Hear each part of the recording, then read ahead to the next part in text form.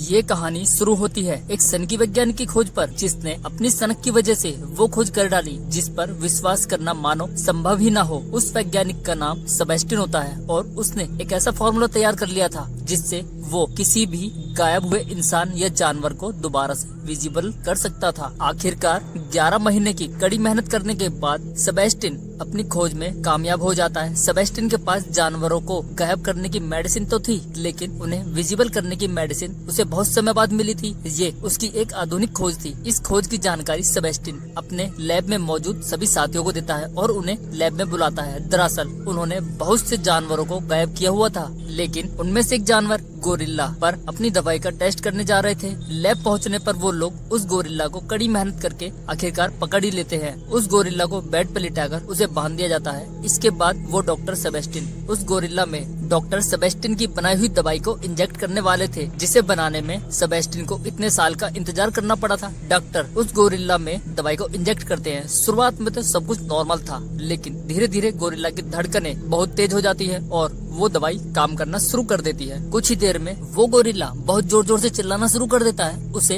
दवाई से बहुत ही ज्यादा दर्द हो रहा था। कुछ ही देर में उसकी दिल की धड़कनों ने काम करना भी बंद कर दिया था। ऐसा लग रहा था कि सेबेस्टियन का फॉर्मूला बेकार है, लेकिन डॉक्टर जब उस गोरिल्ला को बचाने के लिए इलेक्ट्रिक शॉक देते हैं तो उस गोरिल्ला की धड़कनें दोबारा शुरू हो जाती है। कुछ ही देर में हम देखते हैं कि वो गोरिल्ला पूरी तरह से विजिबल हो जाता है, यानी डॉक्टर सेबेस्टियन के फॉर्मूले ने इनविजिबल जानवर को विजिबल कर दिखाया था और वो गोरिल्ला भी पूरी तरह से स्वस्थ था। वहीं सब लोग अपनी जीत की खुशियां मनाते हैं, क्योंकि वो लोग अपने इन्वेंशन में पूरी तरह से कामयाब हो जाते हैं। अगले सीन में हमें पता चलता है कि सेबेस्टियन ये खोज मिलिट्री के लिए कर रहा था। दरअसल मिलिट्री ने ही सेबेस्टियन को एक काम सौंपा था कि वो गायब हुए इंसान को दोबारा से कैसे विजिबल कर सकता है। जब मिलिट्री के साथ उनकी मीटिंग होती है तो सेबेस्टियन झूठ बोल देता है कि हम अभी भी उस फॉर्मूले पर पूरी तरह से कामयाब नहीं हुए हैं, लेकिन हम जल्दी ही वो फॉर्मूला तैयार कर लेंगे। सेबेस्टियन मिलिट्री से फॉर्मूला बनाने के लिए और ज्यादा टाइम मांगता है। फिर मिलिट्री जनरल उसे कहते हैं, हम पहले ही तुम्हें इतना टाइम दे चुके हैं, अगर तुमने जल्दी ही कुछ नहीं किया तो हमें तुम्हारी कोई और रिप्लेसमेंट देखनी होगी।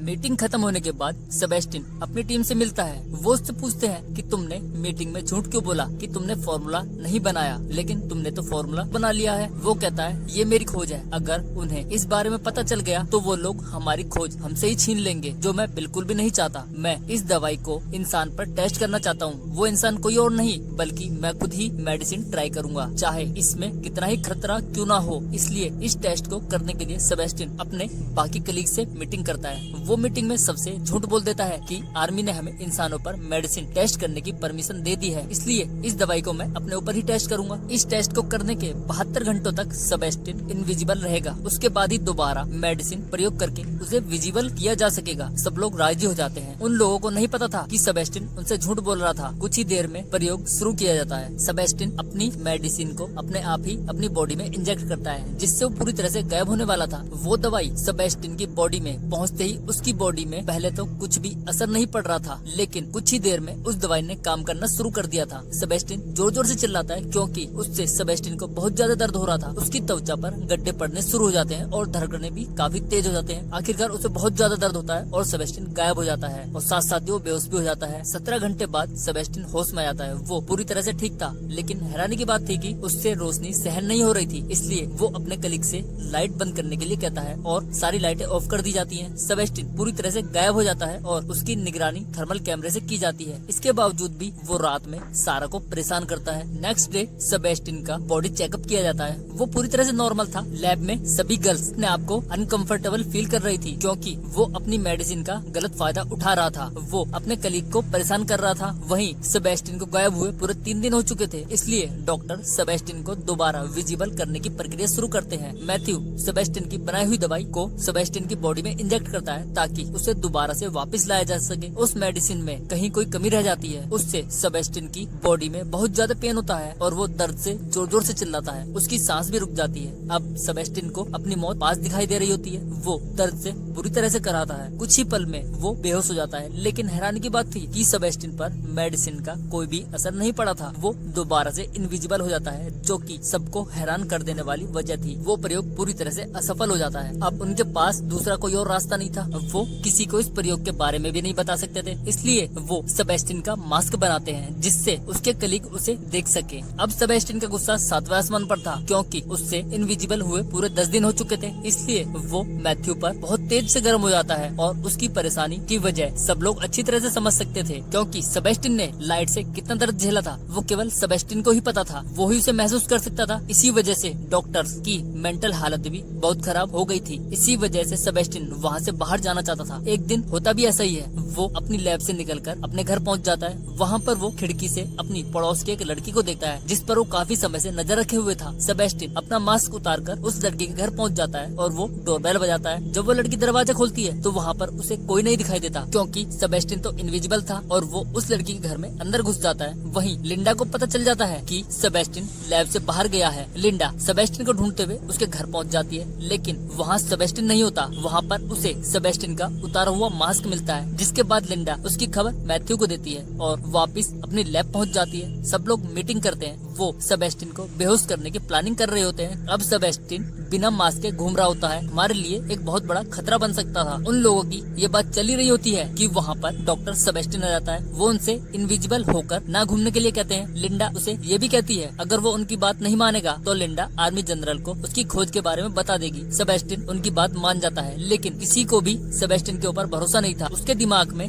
गंदगी भरी हुई थी और वो हमेशा ही गलत सोचता रहता था, इसलिए सेबेस्टियन पर अब और ज्यादा नजर रखी जाने लगी थी। उसकी थर्मल कैमरों से निगरानी होती थी जिससे कि वो लैब से बाहर न जा सके। थर्मल कैमरे वो कैमरे होते हैं जिनसे किसी भी इनविजिबल चीज को देख सकते हैं, लेकिन सेबेस्टियन कहाँ शांत बैठने वाला था। वो फिर से अपना दिमाग चलाता है और इस बार वो कैमरे को ही खराब कर देता है। सेबेस्टियन उन कैमरों में अपनी पिछली रिकॉर्डिंग चलाकर वहाँ से सीधा लिंडा के घर पहुँच जाता है। वहाँ जाकर वो लिंडा को मैथ्यू के साथ देख लेती है। उसे पता चल जाता है कि लिंडा और मैथ्यू रिलेशनशिप में है। इसे देखकर सेबेस्टियन को बहुत तेज गुस्सा आता है और वो बुरी तरह से बौखला जाता है, जिससे वो लिंडा की खिड़की का ग्लास भी तोड़ देता है। बाहर देखने पर उन्हें कोई नहीं दिखाई देता, लेकिन उन्हें ऐसा लग रहा होता है कि वहाँ सेबेस्टियन था, इसलिए लिंडा लैब फोन करके कंफर्म करती है। लेकिन वहाँ से उसे पता चलता है कि सेबेस्टियन लैब में ही है। वहाँ अभी भी वो पुरानी ही वीडियो चल रही थी जो सेबेस्टियन ने प्ले की थी, इसीलिए वो समझ ही नहीं पाया था कि वहाँ सेबेस्टियन नहीं है। अब जब सेबेस्टियन लैब में वापस आता है तो उसे बहुत ही तेज गुस्सा आता है। वहाँ पर वो एक डॉग को बुरी तरह से मार देता है।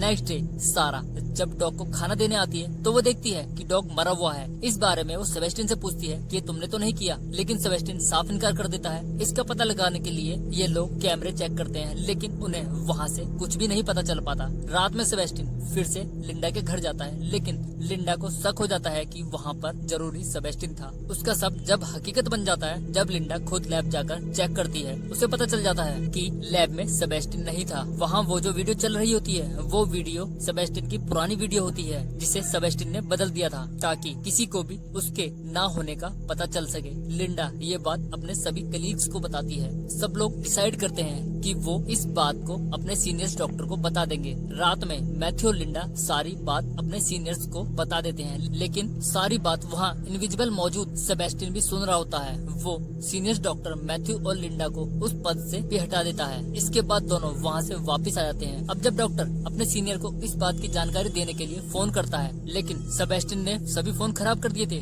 जिसके बाद सेबेस्टियन डॉक्टर को स्विमिंग पूल में मार देता है। नेक्स्ट मॉर्निंग सेबेस्टियन फिर से लैब में वापस आ जाता है। वहीं लिंडा और मैथ्यू अपने सीनियर डॉक्टर की कॉल का इंतजार कर रहे होते हैं। जब डॉक्टर उन्हें कॉल नहीं करते तो लिंडा ही उस डॉक्टर को कॉल करके पता लगाती है, लेकिन वहाँ से पता चलता है कि डॉक्टर की स्विमिंग पूल में डूबने से मौत हो गई है। अब लिंडा सेबेस्टियन की गायब होने की जानकारी मेजर जनरल को देने के बारे में सोचती है, लेकिन जब लिंडा फोन करती है तो फोन भी डेड हो गए थे जिन्हें सेबेस्टियन ने खराब कर दिया था।